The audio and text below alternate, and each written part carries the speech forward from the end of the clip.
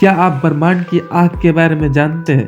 क्या आप जानते हैं कि ब्रह्मांड या फिर आकाशगंगा की फोटो कैसे ली जाती है? अगर नहीं तो मैं बताऊंगा, तो बने रहिए आप हमारे साथ। हबल टेलीस्कोप, जिसे ब्रह्मांड की छोटी आंख भी कहा जाता है, इस टेलीस्कोप को 25 अप्रैल 1990 में अमेरिकी अंतरिक्ष यान डिस्कवरी के माध्यम से पृथ्वी के बाहरी कक्षा में स्थापित किया गया था। हबल टेलीस्कोप को अमेरिकी अंतरिक्ष एजेंसी नासा ने यूरोपियन अंतरिक्ष एजेंसी ESA की सहायता से तैयार किया था।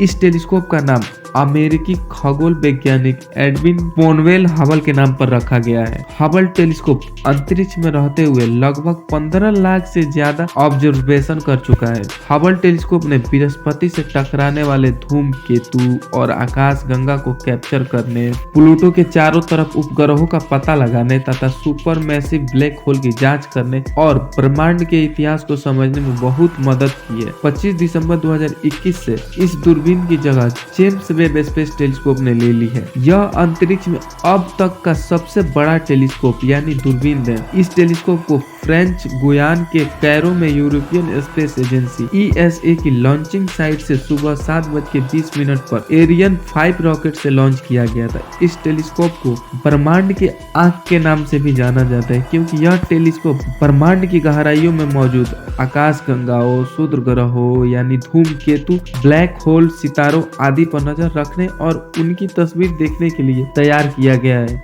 वैज्ञानिकों को उम्मीद है कि इस टेलीस्कोप की मदद से ब्रह्मांड के रिकॉर्ड का पता लगाया जा सकता है।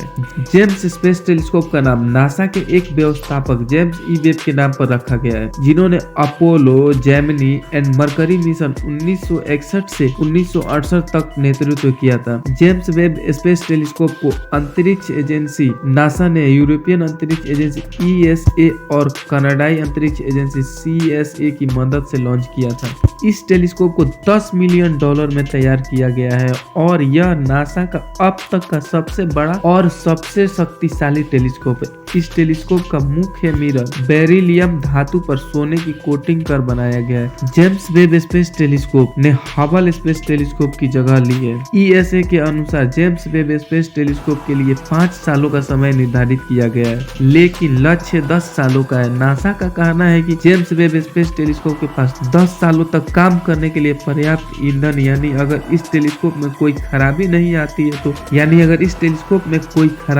आती है तो लगभग 10 सालों से भी ज्यादा समय तक काम करता रहेगा। जेम्स वेब स्पेस टेलीस्कोप पृथ्वी से लगभग 15 लाख किलोमीटर दूर सूर्य पृथ्वी L2 लैग्रेंज पॉइंट के पास परिक्रमा कर रहा है। यह टेलीस्कोप 24 जनवरी 2022 को सूर्य पृथ्वी लैग्रेंज पॉइंट L2 पर पहुंचा था, यानी जेम्स वेब स्पेस टेलीस्कोप को 15 लाख किलोमीटर तक की यात्रा करने में 30 दिन लग गए थे। इतनी दूरी पर अगर इस टेलीस्कोप में कोई खराबी आती है तो इस जगह तक पहुंचने और इसे ठीक करने या इसकी मरम्मत करने का फिलहाल कोई रास्ता अभी नहीं है। अब ये लैग्रेंज पॉइंट क्या है, तो मैं आपको बता दूं, पृथ्वी और सूर्य के बीच 5 लैग्रेंज पॉइंट है। इस लैग्रेंज पॉइंट पर गुरुत्वाकर्षण शक्ति का संतुलन बना रहता है। जैसे मान लीजिए सूर्य के केंद्र से पृथ्वी के केंद्र तक एक सीधी रेखा खींच दी जाए और इस रेखा से ठीक बीच में किसी वस्तु को रख दिया जाए तो क्या होगा? निश्चित सी बात है कि सूर्य का गुरुत्वाकर्षण बल, जो कि पृथ्वी के गुरुत्वाकर्षण बल से कई गुना ज्यादा है, इस वस्तु को अपनी तरफ खींच लेगा। अब अगर इस वस्तु को धीरे धीरे पृथ्वी की तरफ ले जाए तो क्या होगा? जैसा कि यह वस्तु पृथ्वी के करीब आएगी, इस पर पृथ्वी के गुरुत्वाकर्षण बल का